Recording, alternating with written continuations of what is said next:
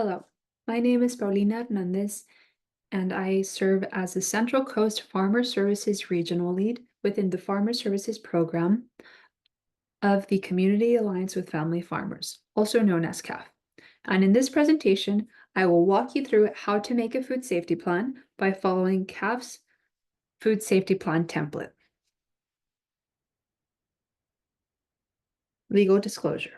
I want to present this legal disclosure to note that I will try my very best to provide sound and valuable information. But I do want to address the fact that we as CAFF staff are not consultants and therefore are not to be held liable for any information we share within the technical assistance we provide. Thank you.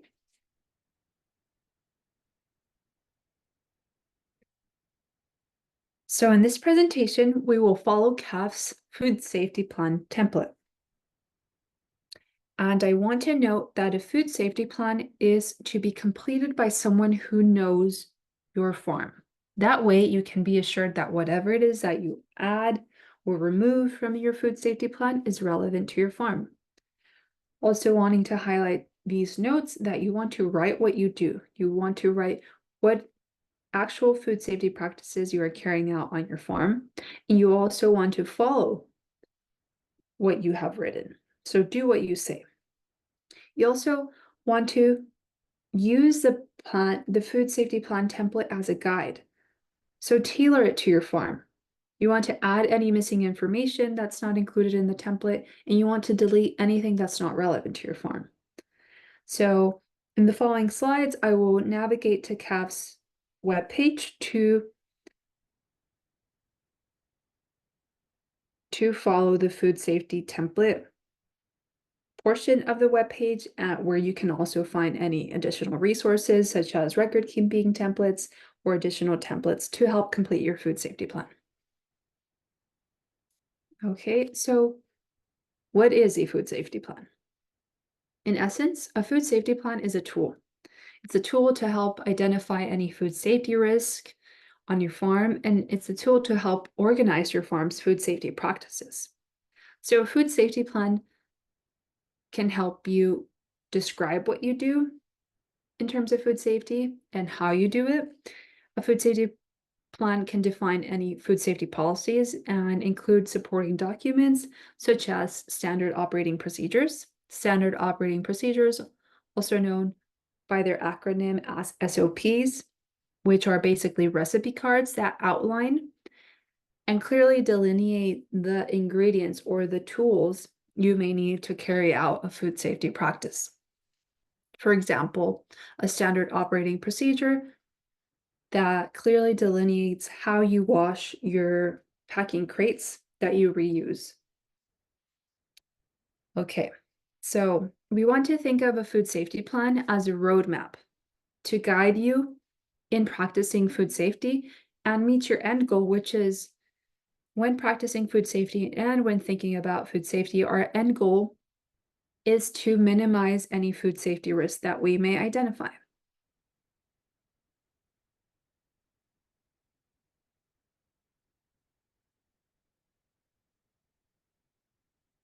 Okay, so one way to facilitate the process of following and making a food safety plan based on a food safety plan template, which we will be covering in this presentation. A way to facilitate this is to break down a food safety plan in terms of components and following these components as essentially a roadmap.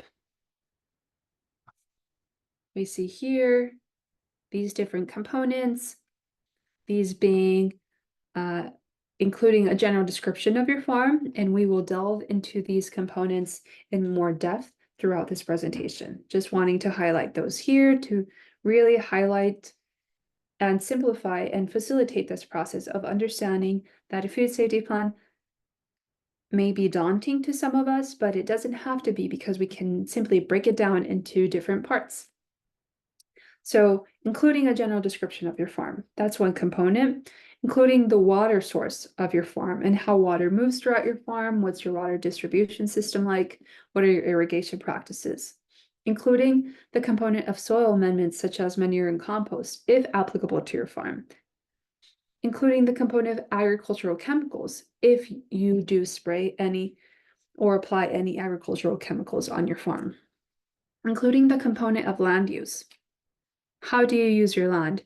Do you know your previous land use before you had your farm in production? What about the adjacent land use, etc., etc.?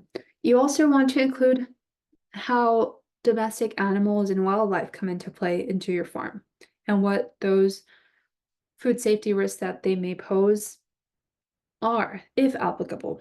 You also want to include the component of employee health, hygiene, and training, understanding that you want to ensure your employees are trained to follow your farm's food safety policies. You also want to include the component of tools and equipment. What tools and equipment do you use on your farm? How do you clean and sanitize this equipment to ensure you are minimizing your food safety risk? Also thinking about the component of harvesting and packing. What does your harvesting and packing process look like? Do you reuse your harvest crates, your packing crates? If you do, how do you clean them? How do you sanitize them to ensure you minimize your food safety risk? Also, including the component of traceability. How can you trace your product one step forward, where you sold it, and one step back to your farm? And what does your traceability program look like? And also, including the component of records. Do you understand what records are required that you must keep and what records are not required? And understanding what laws you must abide to and what records are suggested but not required. So we will delve into each of these components to help facilitate how you can use a food safety plan template.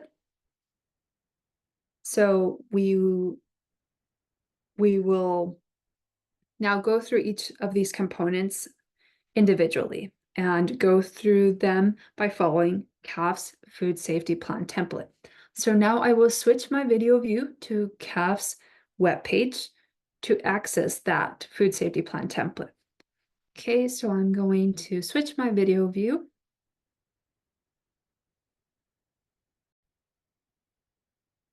Okay, so we are on CAFF's webpage, and to access that food safety plan template, we go to Programs, and then we scroll down to Food Safety, and then click on Food Safety Plan Templates. Okay, we see here the food safety plan templates in different languages, fact sheets and training documents, policy and standard operating procedures, record keeping, logs and documents, recall and traceability logs, signs. So, as mentioned, there are multiple helpful resources to help support your food safety plan.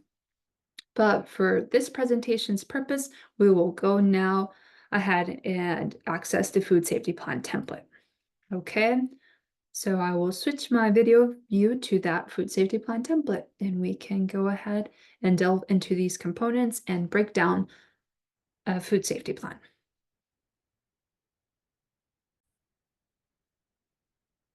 Okay, so we are now on CAFF's food safety plan template. So I'll briefly go through these instructions for using this template, reiterating what I've mentioned earlier about only filling in the sections that apply to you and write what you are actually doing, and including any relevant information that may be missing and deleting any areas that are not relevant to your farm. Okay, and also noting how in CAFF's webpage, you have additional templates to help complete your food safety plan. Just highlighting right off the bat how throughout this food safety plan template, we will have records in red font. These records in red font reference to records that are required by the Food Safety Modernization Act. And if you are unfamiliar with the Food Safety Modernization Act, understand that In the end of this presentation, I will share my contact information and you can reach out to me to understand how your farm is categorized under FSMA. However, if you do understand that your farm, or if your farm needs to be in full compliance with FSMA, that is, your farm is fully covered under FSMA, then you want to ensure you have these records. These are required records that you must complete and continually update for your farm. We see here, FSMA required records are listed below with the asterisk. Or these are required records by FSMA are listed below, noting that those with an asterisk must be reviewed and signed off by a supervisor, in this case, a food safety supervisor, within a reasonable time. Okay, and also noting that throughout this template, there will be blue font indicating that these are optional policies, records, logs, or documents that are not required by FSMA. However, these records may be necessary for a third-party audit, and it is in general a good agricultural practice to keep records because record keeping is essential to carrying out food safety on your farm. So keeping these additional optional records, in this case, sometimes required for third-party audits, is a good agricultural practice to essentially document how you are practicing food safety on your farm. Okay. And a brief overview that this is a checklist of standard operating procedures and records that are mentioned in the plan, and it'll be a very good agricultural practice to reference this checklist after you finish going through the food safety plan template and filling out any information relevant to your farm. Okay, so now coming down to the first component of our food safety plan, the general description. So in the general description of your farm's food safety plan, you want to include that general, straightforward information of your farm. You want to include your farm's name, who's a designated food safety manager to oversee your food safety program on your farm. What are the acres in production on your farm? What is your farm's physical address? If your farm has 2 locations, so one farm having 2 locations, listing those locations out. However, I do want to emphasize and note that if you have 2 separate farms, you must have 2 separate food safety plans for those 2 separate farms, okay? Also, in the general description of your farm's food safety plan, you want to include what crops you grow, okay? Whether you are practicing conventional agriculture, or perhaps you're practicing organic agriculture. Are you certified organic? If you are, who's the certification body? Perhaps you're following organic agricultural practices, but you're not certified. So listing that down. Also including whether you wash your crops on farm. Who are your market channels? Including that. Including a site map. A site map can be either done digitally or drawn by hand. Essentially, you want a site map to refer to that basically shows what is in and around your operation, in and around your farm. Okay. You also want to include your farm's food safety status, or your farm's FSMA status. So how is your farm categorized under FSMA? Is it fully covered? Understanding that if your farm's fully covered, that all the records listed in red within this plan, you must keep and you must update as applicable. And also understanding that if you're a fully covered farm under FSMA, that your food safety manager that's in charge of your food safety program on your farm must have attended the FDA required training, such as a Produce Safety Alliance grower training or an equivalent training. Okay, so again, if you are unsure of your farm's FSMA status, you can feel free to contact me, and that information I will list at the end of this presentation. Okay, so again, if there are some elements that are missing from the general description of this template, please feel free to write them in. Again, tailoring your food safety plan to work for your farm. Okay, so now we are coming to the water component, the water section of our food safety plan. So we see here, if you have employees or volunteers or personnel, your staff, if you provide drinking water, where does that water come from? Is it municipal water that's piped in? Do you buy it? Do you fill a jug weekly? Where do you buy bottled water? What is the source of this water that you provide for your employees? Okay. You also want to include how you irrigate. Do you use drip? Do you use overhead sprinklers? Do you use a combination of both? Also, what are the water sources on your farm? Do you use city water, municipal water? Do you use an agricultural well? Do you have a domestic well?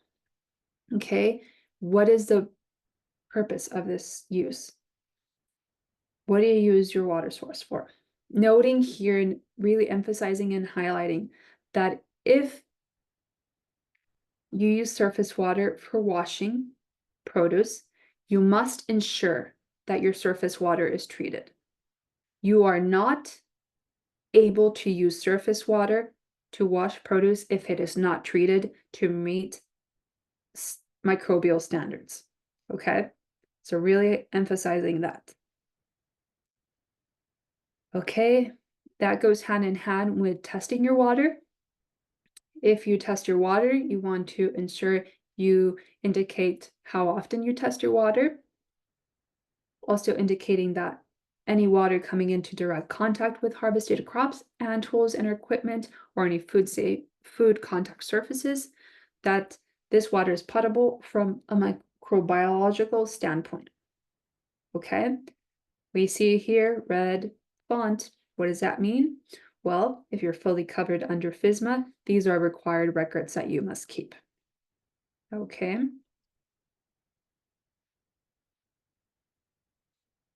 Also noting here that under FSMA, only fully covered farms are required to complete water test and attach those water test records. However, it's a very good agricultural practice to test your water to understand how you can minimize water being a potential food safety risk on your farm. Okay, so regardless of your FSMA status, it's a good agricultural practice to test your water.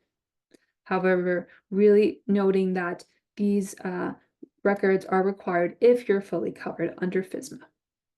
Okay, so now moving to the component of manure and compost of your food safety plan. So you want to note, does your operation use manure or compost? Does it not? If you don't, you can completely skip this section. If you do, you want to ensure you read through this section and include what is relevant to your farm. Okay, we see here blue font. This means this is an optional document or record that you must keep. However, noting and reminding ourselves that although these are not records that are required under FSMA, these records may be required for a third-party audit. So keeping that in mind, and also keeping in mind that it's a very good agricultural practice to keep records, regardless if they are required or not, because keeping records helps document what practices you're carrying out on your farm and how you are minimizing any food safety risk. Okay. So also here noting that if you only use compost as a soil amendment, including the treatment process of that compost. However, if you make your own compost, red font, remembering these are required records under FSMA if you are a fully covered farm. Okay, so keeping these records if you make your own compost and you are fully covered under FSMA. However, as I mentioned, it's a very good agricultural practice to keep records of your food safety practices and the practices you are carrying out in your farm to minimize any food safety risk. Okay. If it's the case that you purchase compost from an outside company, noting that if you are fully covered under FSMA, you want to ensure you are keeping these records because these are required records you must keep. Maybe use other soil amendments, including those here. Okay. Now moving on to the agricultural chemicals portion of our food safety plan. Okay. So when it comes to the agricultural chemicals component of your food safety plan, you want to indicate whether or not you use agricultural chemicals. Perhaps you don't, you're a chemical-free operation, and you can move along to the other component of your food safety plan. However, if you do use agricultural chemicals, you want to ask yourself, are you qualified to do so? Do you have a qualified applicator license through your county's agricultural department? Do you have your operator ID? That's given through the agricultural commissioner's office. So you want to evaluate, if you do use agricultural chemicals, you want to evaluate your current chemical use on your farm. You want to note that if not appropriately applied, agricultural chemicals can be a source of chemical contamination on your farm. Okay, so we see here blue font, meaning these are not required under FSMA. These are records not required under FSMA, however, may be required by a third-party auditor. And again, a good agricultural practice to keep if this is applicable to you. If you use pesticides, you want to keep a pesticide use report monthly and include any information that's relevant to this pesticide use. Okay.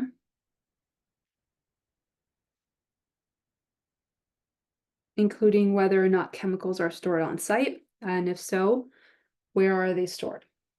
And how do you store them in a way where you're minimizing these chemicals from coming into your production area and being a potential contaminant? Okay, also understanding that if you use any agricultural chemicals, any amendments on your farm, that you follow the label, that whoever is applying these chemicals, these amendments, that they are authorized to do so, they're certified to do so, that they can read and understand the label, and that they follow the label because the label is the law. Also ensuring you cover your bases when it comes to practicing food safety and minimizing any food safety risks by ensuring you keep your equipment clean and calibrated, okay? Now moving on to the land use component of your farm's food safety plan, okay? So when it comes to land use, you want to indicate whether or not you farm multiple sites, and you list those out completely with the physical address. Also reminding ourselves that you have 2 farms, you have 2 separate food safety plans for those farms, okay?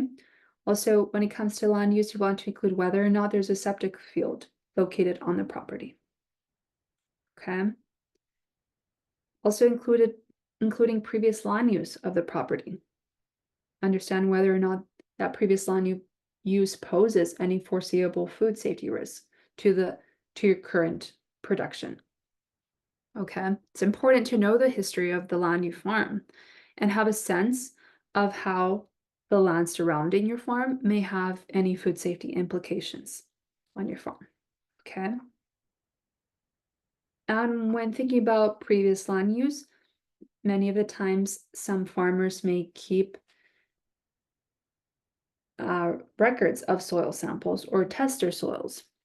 We see here blue font, records that are not required under FSMA, but may be required through a third-party auditor. And again, if you test your soil, it'll be a good agricultural practice to keep these records of these soil tests, okay? Including whether or not the land may have been contaminated Okay, so whatever is applicable to you, including that here, if that's something that's pertinent to your farm. Okay. Also, when it comes to land use, thinking about flooding, whether or not your farm site is prone to flooding, maybe occasionally. Maybe it's a reoccurring phenomenon that your farm floods annually. What are those specific implementation practices to divert that water and minimize any food safety risks with flooding? Okay. Do you test your water sources and soils after flooding? We see here, blue font, good agricultural practice to keep records of these water tests and soil tests after flooding. Understanding that, as we mentioned, water, any pathogens that may be traveling within the water can be a potential food safety risk on your farm. So again, good agricultural practice to keep any water test and soil tests when it comes down to flooding. Okay. Also including any adjacent land use activities, whether or not these pose a risk to your farm. Who are your neighbors? Where are you located next to? Okay. Maybe you're surrounded by grazing or animal operations. And if so, what do you do to minimize those risks? Again, this really emphasizing how the whole purpose of our food safety plan and food safety in general is to minimize our risk. Okay, so now moving on to wildlife and domestic animals. So when thinking about the component of wildlife and domestic animals, we want to note how biodiversity is essential. And we do not want to destroy any wildlife habitat in and around our farm. Okay.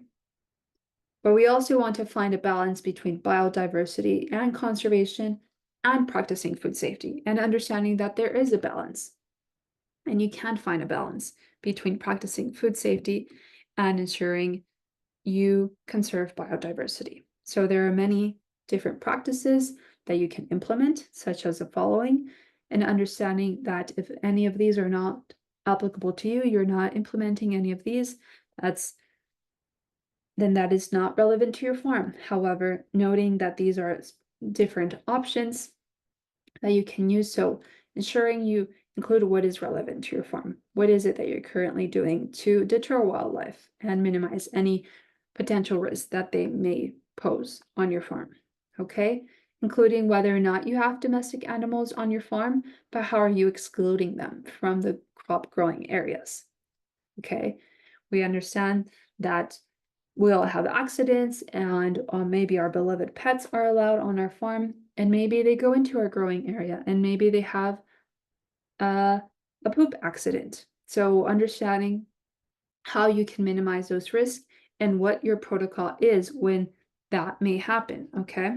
Or perhaps you don't have any domestic animals on site. Okay, so taking additional precautions to minimize the risk of contamination from animals includes the following. Again, we see blue font here. This means that this is not a required record under FSMA if you are fully covered. However, it may be a required record for a third-party auditor. So, good agricultural practice to complete a pre-harvest assessment at least once a week when you are in your harvesting time of your produce, okay? Also including any training and education of employees, okay? And any other relevant information when it comes to wildlife and domestic animals on your farm. And how you minimize any food safety risks associated with those. Okay, so now the component of employee health and hygiene. So when we think about employee health and hygiene, you want to include who your staff consists of. The total number of employees, maybe you have seasonal employees. How are you ensuring that your employees are trained to follow food safety on your farm?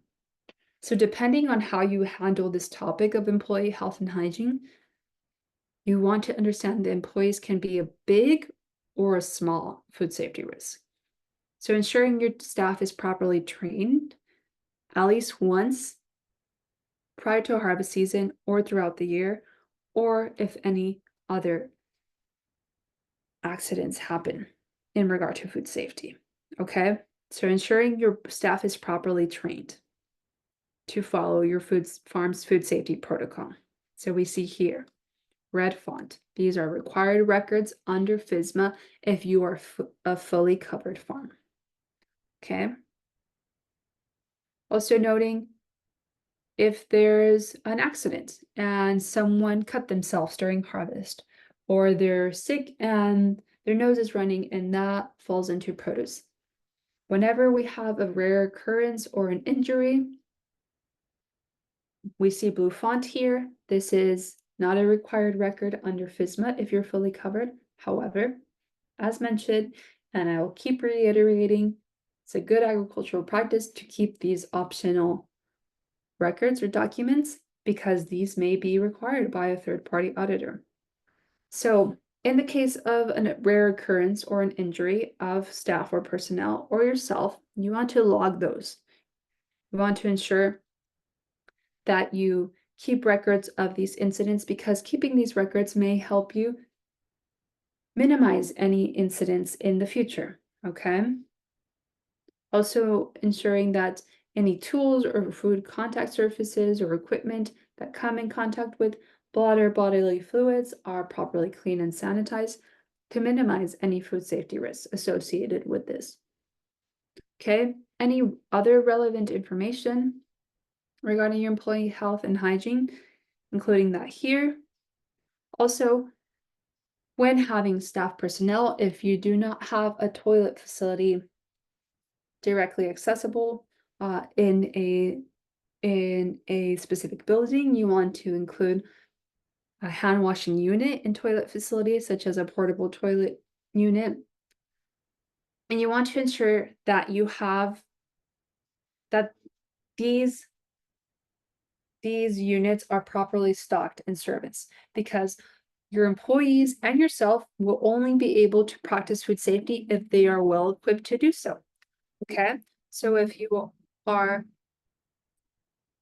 contracting these units through a third party, you want to attach that contract of how they clean and restock and service these units.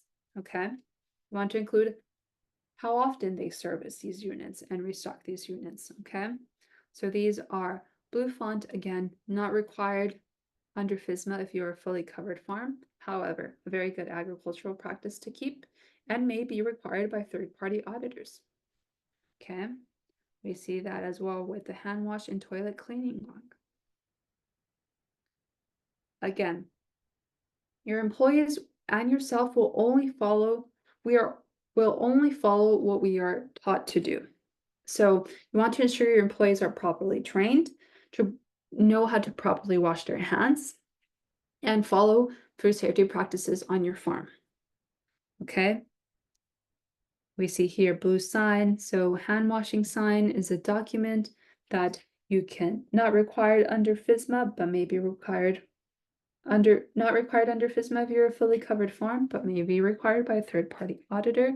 Good agricultural practice to keep. And to just as a reminder to practice food safety on your farm.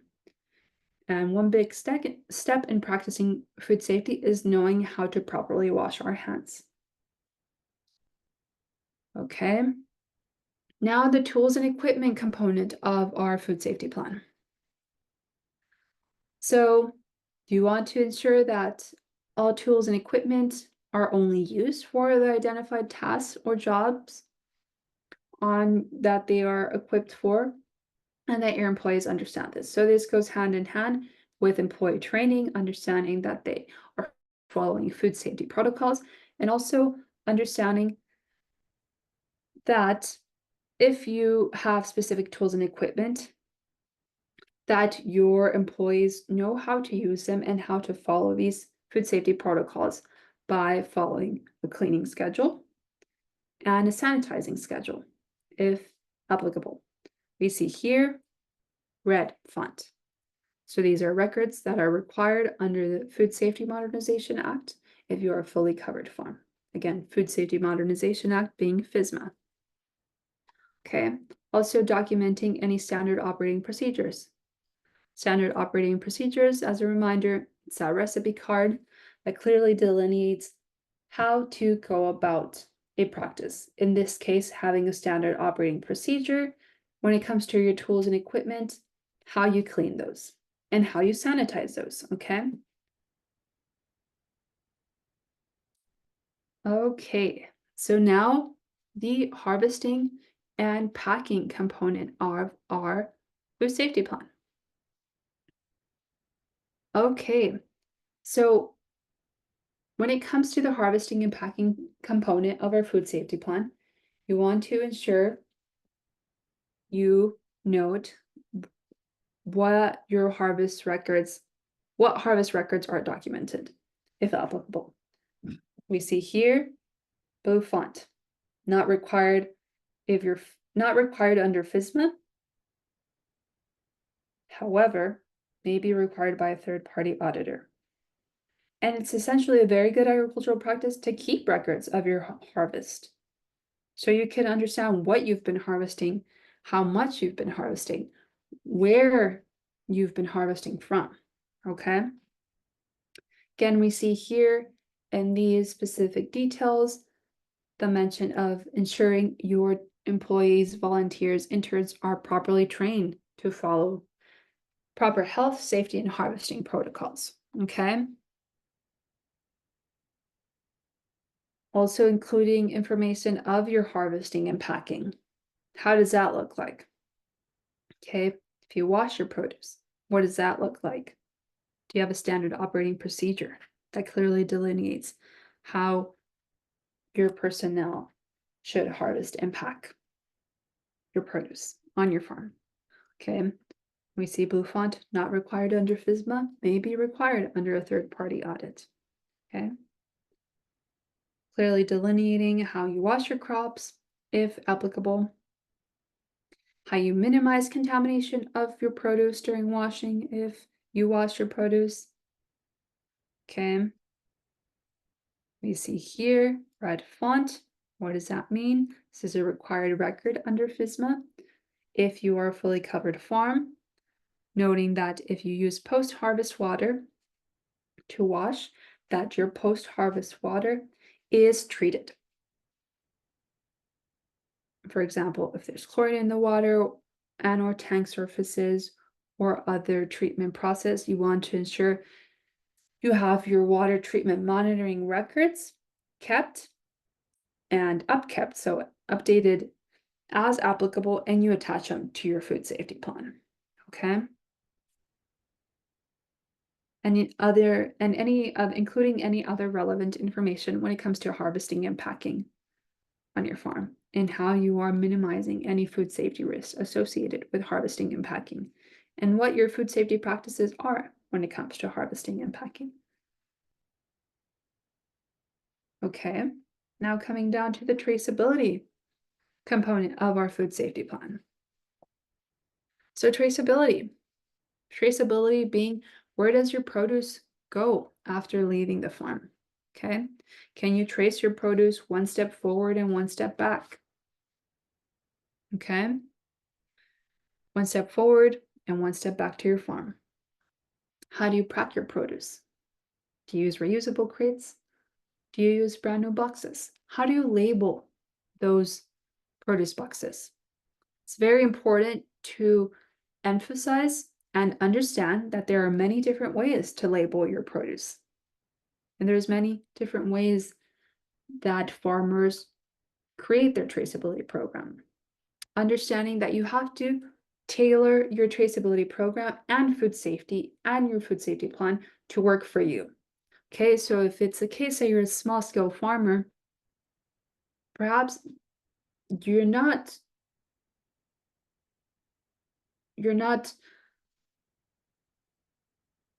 producing so much. You have a small plot. So your labeling process will look different from, say, 500-acre production. Okay, so noting that you want to make your traceability program, you want to make food safety and your food safety practices work for you. Okay. So, for example, a small scale farm doesn't have to have a complicated and extravagant barcode label. It can simply be a label that includes your farm's name, your farm's physical address, the volume of the produce that's in that specific crate, what the produce is, what field it came from, what block it came from, understanding that when it comes to labeling and breaking down your production area into plots or blocks, you want to ensure that through having a specific labeling process that is feasible for you can ensure that in the case of a recall, that you do not have to throw away a whole area of production if you specifically label your area of production through blocks and fields. Okay. So if you have any other questions regarding labeling and block and field delineation when it comes to traceability, again, I will be leaving my contact information at the end of this presentation, and you are free to reach out to me. Okay. So as I mentioned, when it comes to traceability, noting how you pack your produce, do you reuse crates? Do you use brand new boxes? What do you include in that label? Okay. Maybe you have a specific label for all of your products or only for some of your products. What do you include in that label? Okay. If you reuse boxes, how do you go about that process to minimize your food safety risk? Okay. If you have a lot number or a batch number to uniquely identify your products, what do you base this on? And what is that information that you include in those numbers? Okay. And as I mentioned, you want to make your traceability program work for you. So you want to include elements that work best for your operation, for your farm's organization in terms of food safety. So some elements of your traceability program can include harvest records, invoices, etc., etc. So these are all different elements that may be part of your food safety program. Maybe there are some elements that are not included, so you want to include those. Okay, so the big end goal with traceability is to be able to determine which field location your crop was harvested from and which date. Okay. So again, any other relevant information when it comes to traceability, including that here. Okay, so now we talked about traceability and we want to go back and really reiterate what record keeping means and how it's so vital to food safety. Okay, so I'm going to switch my screen view. Okay, so required records. I know I went over this earlier on, but I really want to come back to this because it's so important. Keeping records is very important when practicing food safety and when thinking about creating your food safety plan. They are an additional resource to ensure you are covering your bases, you understand how you're practicing food safety on your farm. Okay, so as mentioned, in CAFF's food safety plan template, records in red font are required by the Food Safety Modernization Act, FSMA, if you are a fully covered farm. Okay, blue font throughout this food safety plan template, indicating an optional policy, record, log, or document that's not required by FSMA, but note, may be necessary and required for a third-party auditor.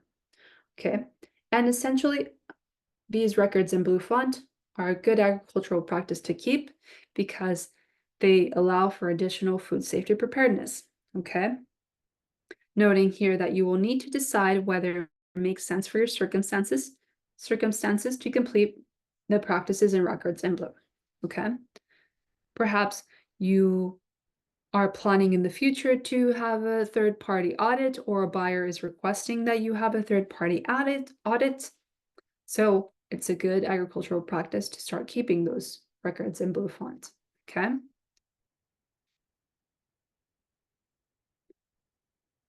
So now some tips when it comes to making your food safety plan. So we went through CAFF's food safety plan template, and you understand that you can break down the food safety plan in different components to not make it so overwhelming.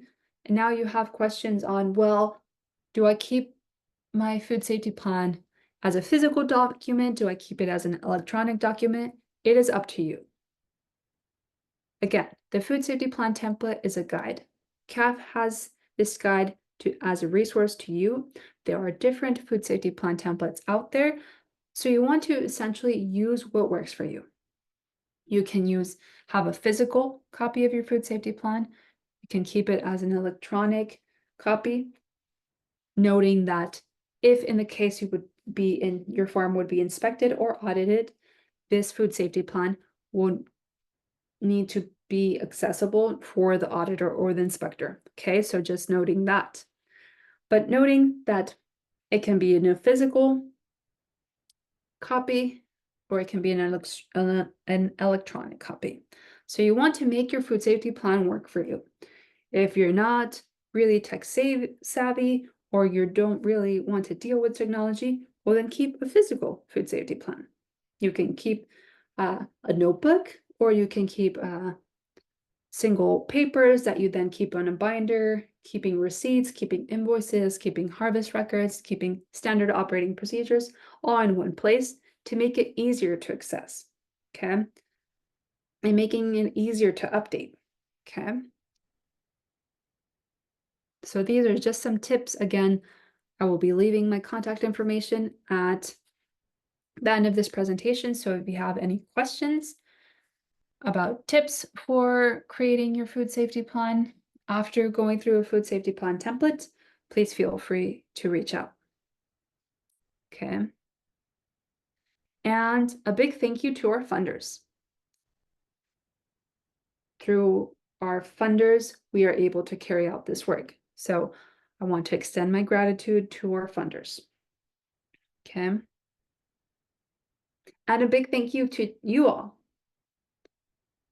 Please note that if you have any questions, you can contact me at my email, paulina@caff.org. And if you have specific questions, I can email you our Farmer Services Office Hour link, where you can join us within the Farmer Services program, and we can help you out in any questions you may have regarding food safety or Farmer Services program in general. Also, you can access the food safety support request form on CAFF's webpage. So I could share my screen and show you how to navigate that food safety support request form. Okay. Let's do that now.